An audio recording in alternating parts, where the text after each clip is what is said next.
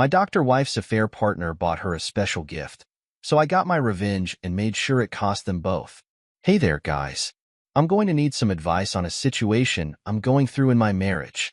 I, 29 male, have been married to my wife, 30 female, for 7 years, and we have a daughter who is 5 years old. Depending on who you ask, someone would say that we got married young. I know I heard a lot of that while we planned the wedding. The thing is, we have known each other since late in high school, so if you look like we had enough time to get to know each other to the point where I could confidently propose. We were both relatively mature people for our ages when we were younger. She knew she wanted to go to medical school. I knew I wanted to be an entrepreneur. It's part of why I felt we were meant for each other. My HVAC business was already doing really well before I turned 20, so at the time she was ready to go to med school, I was able to support her. I suppose our younger selves would be very happy with where we are, well, over a decade since we first met. Well, career-wise at least, because some things have happened that make me wonder whether there were some red flags that I happened to miss, or whether people just want what they want regardless of how much you care and how much effort you put in. I've never put a wrong foot when it comes to my wife. We pretty much grew up into adulthood side by side, so you can't fault me for thinking that I know her to the fullest. Enough of the yapping. Let me try and cut to the chase. As I've said, my wife went to medical school. She did great there. And now she's a general practitioner, which is awesome. I've really never been prouder of anyone because I watched her graduate high school then graduate from university twice. I will admit that I sometimes feared that I'd feel inferior with a high-achieving wife, but I'm doing fantastic for myself. I didn't go to college, but that's because I knew it would be a waste of my time. Instead, I used those same 4 years to apply the throttle on some new enterprises I was trying to start, like a detailing business, and my hard work paid off. So yeah, I made a lot and surely that helps me feel good about myself. Do I regret not going to college? Even now? Nope. So my wife, the doctor. Obviously, she works at a hospital, and as expected, she has colleagues whom she's friends with, and some whom she steps away from being enemies with. Typical workplace drama. Whether you work in a retail store or a tech company, the thing is, it became a bit disconcerting to me when a certain name started to pop up a lot more than the other coworkers that I heard about quite often. Let's call the guy Devin. If you've ever heard of the stupid concept of work husbands, that's what Devin started to sound like to me. Anytime something happens at work while she's at lunch, she always happens to be eating lunch with Devin. She's scared of walking to her car when leaving work late at night. Who is there to save the day and accompany her? Devin, of course. There was even a really annoying day when she started to gush about Devin's 2 cats and Chihuahua, which he couldn't stop showing her photos of. At this point, I obviously became very cautious of Devin. I think any man would. After all, it seemed like Devin was interested in her with how much he seemed to be around her. I joked around her one day with an ulterior motive, asking whether Devin knew she was married.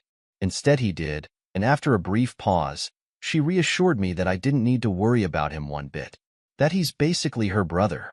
This didn't really convince me, and it was made worse because I hate hearing sentences, including the phrase, like a brother to me. But I decided to let it go at that moment because I didn't have anything solid beyond him coming up a lot to base strong suspicions on.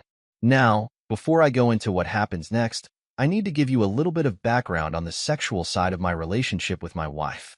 I've never been the kind of guy who needs to have sex 5 times a week.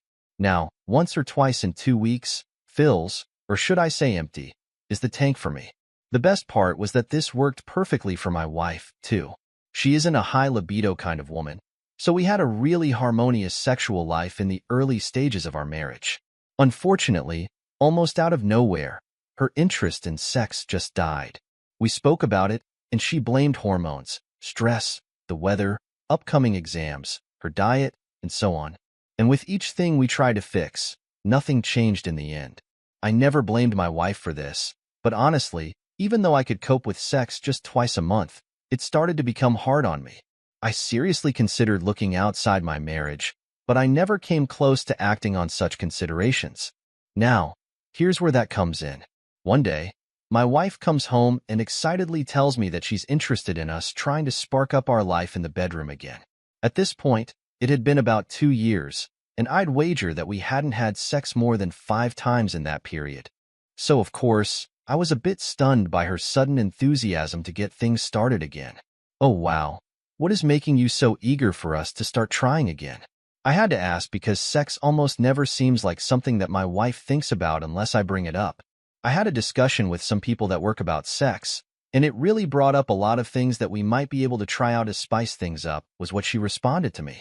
I'm on guard as she says this because talking about sex should be less awkward or juvenile among doctors than any other group of people, but I've never gotten the idea that she and her coworkers talk about things like that.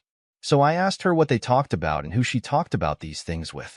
After all, I know most of her coworkers by name. Just Devin and some of the others. Like I said, I know most of her coworkers by name. So the rest of them to end up relegated to an uncertain the others left me feeling uneasy. I felt like challenging her at that point because I felt like it might have been a personal conversation with Devin, and if she was talking about sex with Devin one-on-one, that would not be in good taste obviously. No problem. I'm listening, I said.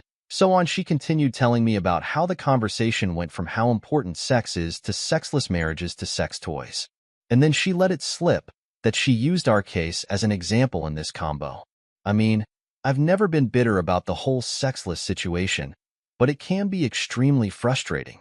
So to hear that it's being brought up by her in public conversations with coworkers, by the way many of whom know me rather well, made me very unhappy with her. However, my wife is a rather private person, so this didn't sound right to me. So this was just you and Devin then, right? I said this quickly to catch her off guard and watch her reaction. She seemed startled and flustered, but she was quick to deny it. No, it was me and some of the others. Devin was there though. I looked closely at her, and she tried to maintain my gaze, but her eyes kept darting away. There were probably 5 seconds of silence before I said, "Tell the truth." She said nothing, and this time she just looked down. I actually saw a teardrop fall from her eyes. It was just you and Devin, right? Looking back, this was uncharacteristically relentless of me, but I think all of the Devin stories had me on something of a mean streak. Looking back, I'm glad it came at that moment because I might have let it slide otherwise and ended up musing about it for hours. She's quicked out of yes. Okay, continue the story then, I said to her, but she didn't say anything because I had caught her in a lie. We just sat there in silence for a very long time, and I was extremely pissed, but I did my best to keep my composure and stay calm. For about 2 minutes of nothing but quiet, she finally apologized. I'm sorry for lying. I knew it wouldn't be a good look to admit that I had a private conversation of that kind with him alone. She looked at me, but it kept a stone face. But I swear, we just talked. There was nothing else to it. I don't think you did anything unless you're banging in the broom closet at work, but I hate how you're bringing our private life to other people. I especially hate you bringing our private life to Devin of all people. Really? So it was talking to Devin that could potentially break the sexual deadlock we've been sitting through in our marriage. You know what this looks like, right? I swear. He's like a brother to me. I've always said it, and I hate that you don't believe me. There's nothing between us, and talking to him about it. It was just like talking to a friend, or even like talking to a therapist or something. So at this point, I realized I was shaking with rage because I could tell that my wife was slowly trying to turn this thing against me. Suddenly, she was about to be the victim. I've had this thing happen during arguments with her, but before then, it had never been with something that pissed me off so much. So I told her, before you turn yourself into the victim here, it's fine. Keep having your sexual conversations with Devin, the brother who you have such deep interactions with. I'm actually interested in seeing how this unofficial sex therapist can help us out in the bedroom. And with that, I stood up and left the room. I slept on the couch that day. Now, I'm going to need to fast forward about a week. The next 2 days were a bit awkward, but we eventually got past it, and I didn't hear anything about Devin, which for me worked out beautifully. I knew she'd still be interacting with him since they worked together, but at least I didn't need to keep hearing about him, and that was enough for me. At least in that moment. I thought that things were fine, and we were about to have things go back to normal until a week had passed from the day we had our big argument. So a week from the big argument was yesterday. My wife came back home at night, holding a plastic bag that I could tell had a long box in it. She seemed very apprehensive, but I could tell she was doing her best not to act too differently. This went on for probably about 30 minutes while she tried to make normal conversation, and I started to get impatient. But eventually she sat down next to me in the way she does when a serious conversation was about to be had. So, babe, remember what we had talked about? About trying to get our bedroom life active again? I nodded. I decided to take a leap and get something that I thought might help us a lot in the bedroom, or help me because I know I'm the issue. And then she pulled the box out of the plastic bag. It did not come in discreet packaging, so it was very clear it was a dildo. A big one. It was purple, and the graphics on the box made it obvious that the thing could vibrate. I'm not opposed to toys. To be honest, I think they can help out a lot more than they can harm the bedroom experience, at least when used tastefully. My wife has always been vanilla, so this move was a bit of a shock to me. Then again, she claims she had such an enlightening conversation about intercourse with Devin. Obviously, my mind went back to that very annoying night, but I did my best to keep my emotions in check. My wife pulled the ridiculous purple plastic penis out of the box and held it as if it was made of glass. I kind of just looked at it because I had never needed to use toys in my previous relationships. My anatomy did the job well enough, but I understand how different everyone is, so some people, like my wife, need more motivation. I tried not to make it the situation too awkward since it seemed like she didn't know what to say either. So all I could mutter was, "Why do they have to make them so colorful?" She seemed relieved that I said something, and I think that relief was what made her slip up. I remember exactly as she said it. "I know, right? I don't know why Devin chose that color. Something closer to a skin tone would have been nicer." She had a smile on her face, and she just kept looking at the stupid thing, but I could hear my blood pushing through my ears. It almost seemed like she didn't realize what she had just admitted to. Now at this moment, I couldn't figure out whether I wanted to erupt at her, or just keep what she had said close to my chest since she was unaware of the bombshell she had dropped. Being discreet wasn't possible, though, because I felt like my head was going to pop. "Devin bought you a dildo?" It came out a whole lot louder than I expected it to. She looked shocked and confused at first, and then I assumed she played back the last minute in her mind, realized what she had let slip, and then her eyes widened in fright. I stood up, and I shook my head over and over, searching through my head for the right words to say to her. How does the person you claim is like a brother to you end up having deep sexual conversations with you and buys you toys? It was hard for me to grasp. She said something which I couldn't hear, and I calmly asked her to repeat it. I was hoping that there was some kind of explanation or some kind of misunderstanding, but nope, what she said was, I was going to buy one for us anyway, so it saved us some cash. There's a reason why it came out in a whisper, and that was because she knew how idiotic it sounded.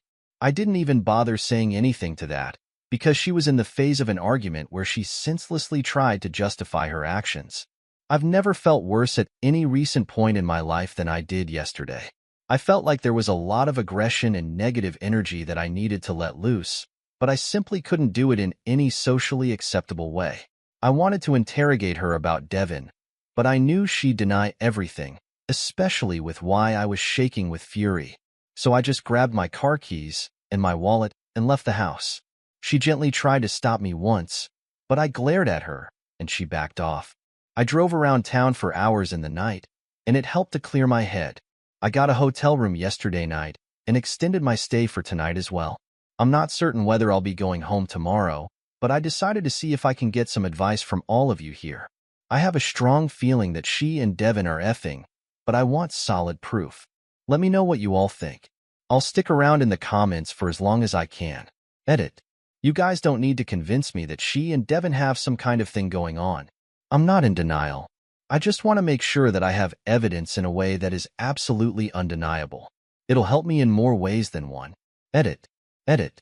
I probably should have kicked her out of the house instead of leaving myself, but I really couldn't be around her for as long as I would have taken her to pack a suitcase. So I think it was better I took myself out. Edit. Edit. I saw a few suggestions that I check her phone, and I'm probably going to do that. But if I'm going to do that, it can't be right away, because she'll still be on guard. However, a lot of your comments gave me ideas, so I think I'm going to see if I can get in contact with her coworkers that I'm friendliest with. It could backfire, especially if they are more loyal to her than me, but let's see. Alright, let's go to the update. Hey, ladies and gents, it's been a while, but I had to be really patient. I hope that you all were too. I have an update, and while that might be great news for all of you, since it provides a very compelling continuation to my ordeal, It is very bittersweet for me. After about a week, I went back home. My wife apologized over and over, and she said she'd limit her interactions with Devin, and I just nodded and nodded. I certainly wasn't over the situation, but I knew that I needed to be at home and on good terms with her to be able to learn the true extent of her relationship with Devin.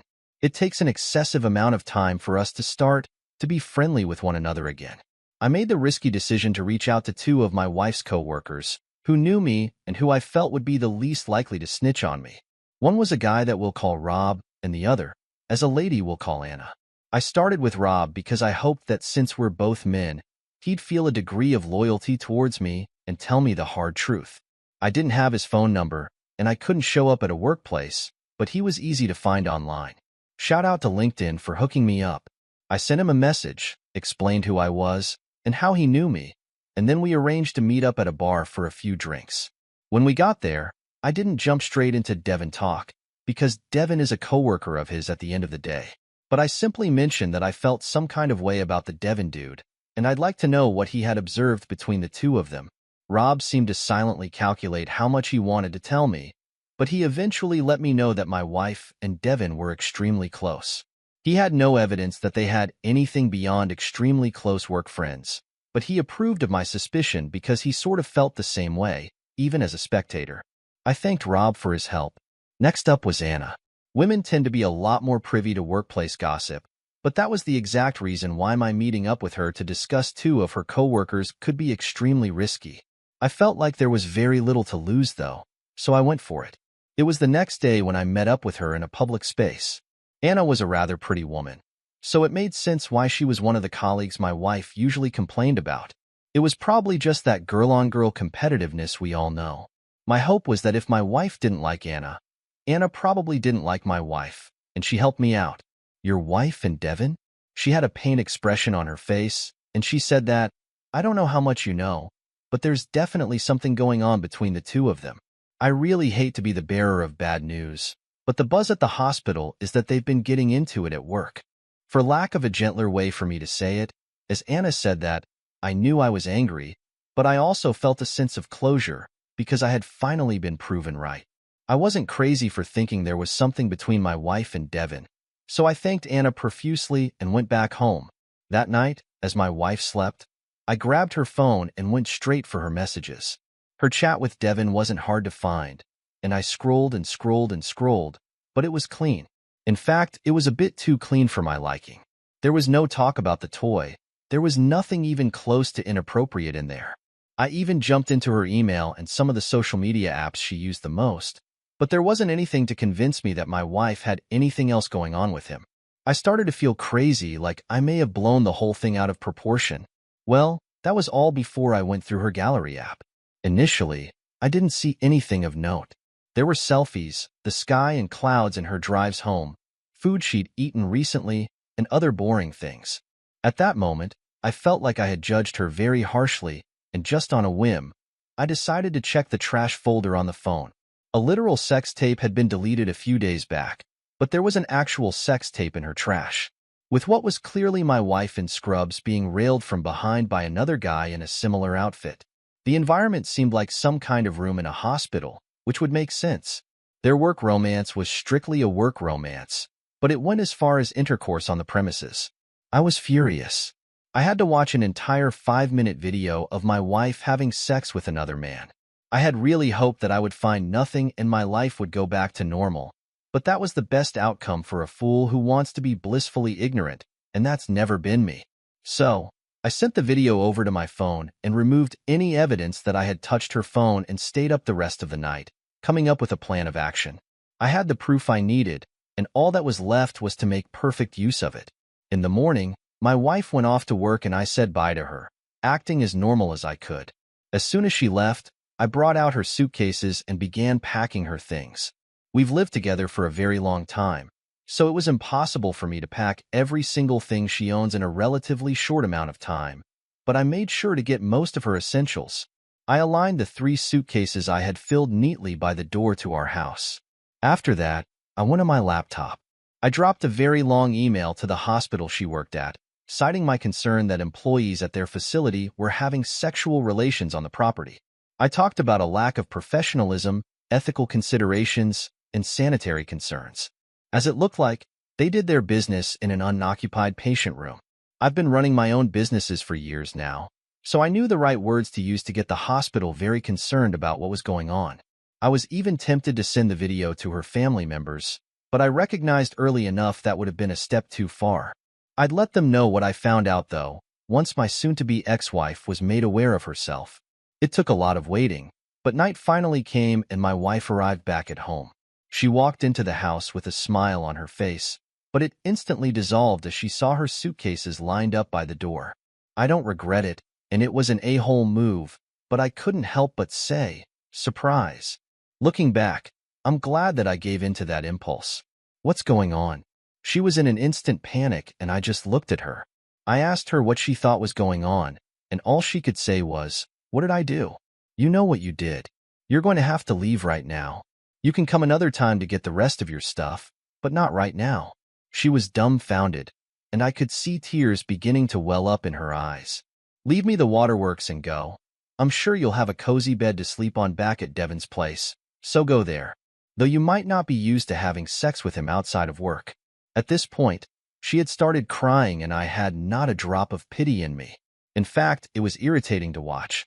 So I walked towards the doorway where she was, picked up 2 of her suitcases, and took them to her car. I came back, met her standing there, still bawling her eyes out, and took the last one. By the time I came back, she was standing on the outside of the doorway and I unceremoniously closed the door behind her. It took almost 30 minutes, but I finally heard her car start up and drive away. She didn't need to know how I found out, but she couldn't play dumb when she knew I knew. Not too long after, I got a response from the hospital that the concerned individuals are no longer in our employ and were terminated based on a breach of medical ethics and professionalism. Both Devin and my soon-to-be ex-wife taken down in one fell swoop, very satisfying. I've also started working with a really excellent divorce lawyer who told me it was great I saved the evidence I had found, as painful as it might have been to watch. I added all her family members to a group, let them know what I had found out about their sweet, high-achieving doctor, and left the group. I'm too busy to deal with all of that drama. So everyone, that's it. Showed by my ex-wife, hopefully very soon. And as much as it hurts to have spent so many years of my life on something that ended up being so flimsy, I'm glad I'd ended sooner rather than later. I appreciate you all for supporting me on my initial post and sticking around for this eventual update. Have a nice life, everyone, because I know I'll be doing my damn best to do that.